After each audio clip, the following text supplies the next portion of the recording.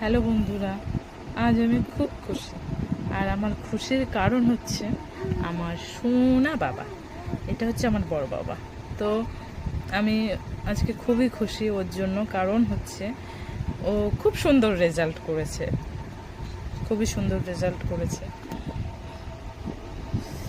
তো আমার খুবই আনন্দ হচ্ছে। আমি তোমাদের সাথে দেখাতে চাই, শেয়ার করতে চাই ওর রেজাল্টটা। ও কত সুন্দর রেজাল্ট করেছে। এই দেখো আমার বাবার রেজাল্ট 10-এ 10।